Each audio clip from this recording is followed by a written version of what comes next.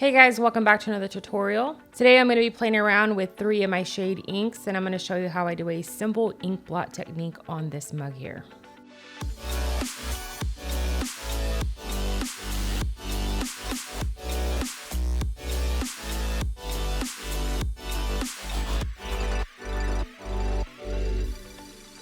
Playing around with alcohol inks is one of my passions. I love glitter, don't get me wrong, but playing with these alcohol inks just allows me to create these really abstract forms and these billowing clouds and just different colors. One of my #1 rules whenever I'm playing with alcohol is I don't get too stuck on what my expectations are. I kind of like to just be very abstract and just very free with my alcohol inks.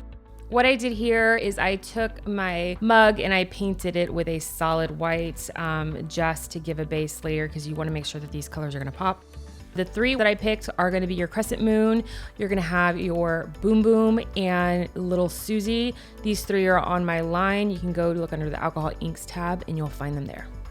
So real quick, you're going to want to throw down some paper towels or a plate or something to catch all your ink, because it's going to drip a lot. I'm going to start off with my darker color because I want to cloud this out. I want to get different variations of shades of purple. So let's just go ahead, start dropping some, moving it around with our gloved hand. This will stay in your hand, so I suggest using a gloved hand. You can use a brush as well, a sponge.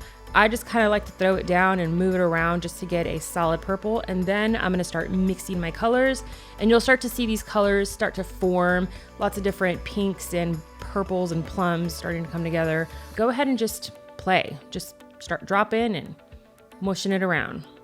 You can work with inks forever and you'll get a different look for every application.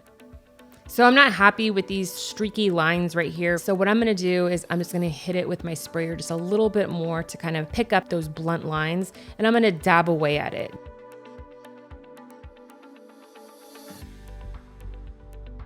So here's a better view of how I use my alcohol. I kind of just spray and use my breath to move around the reactivated ink. It's going to give it that soft look rather than those harsh lines if you were to use a brush, say, or if you were to streak it back and forth.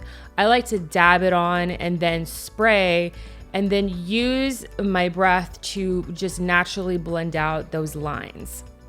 Whenever you reactivate your ink with your alcohol, it's going to create different looks and it's going to be more abstract. So I'm gonna go ahead and just put my cup aside because I'm happy with the way this looks and I'm done. I can mess with this for hours, but I'm gonna walk away from it now. Once this ink is dry, go outside and seal your cup with either some triple thick or some Kamar varnish, something to seal this color in so that it's protected for when you come back and you apply your epoxy on top of it. It's not going to reactivate, it's going to stay sealed inside. So you want a little bit of protection between the epoxy and your ink. All right, so we're back and I have already sprayed this guy. He's sealed, so I'm pretty confident that these colors are not gonna blend anymore. They're not gonna bleed together anymore. So let's go ahead, let's mix up about 10 mLs of some epoxy, and we're gonna use the epoxy method to apply our fine glitter. This is my #1 and favorite way to apply my glitter. If you wanna learn more about the epoxy method, check out some of my other videos on how I use the epoxy method to apply my glitter. One of my favorite finishing touches to put on my ink cups is a fine opal cut. I like the opal look. It lets the color bleed through. It kind of gives it that very opal-y finish while still being very respectful to the beautiful artwork that you just created. I'm picking one of my favorite opals for my line. This particular one right here is called Written in the Stars. So go ahead and glitter your entire cup.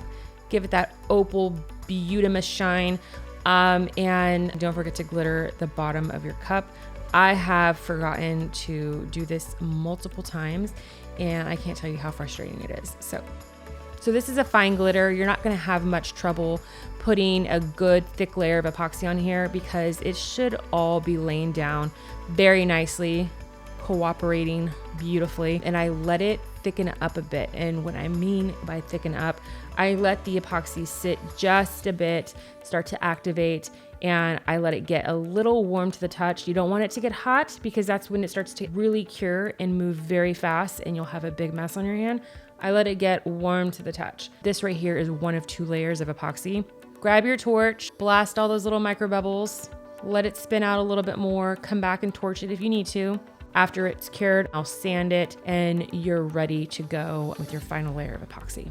After that, I would say that it's ready for some camera time. All right, simple as that. We pulled out 3 of our inks, a little bit of alcohol, throw some opal glitter on there, all in a white cup, and you have a beautiful piece of art. Ain't she pretty? Thanks for hanging around with me. I hope y'all had fun. If you have any comments or questions, please drop me a line down below. Subscribe to my channel, and I'll be seeing you next time.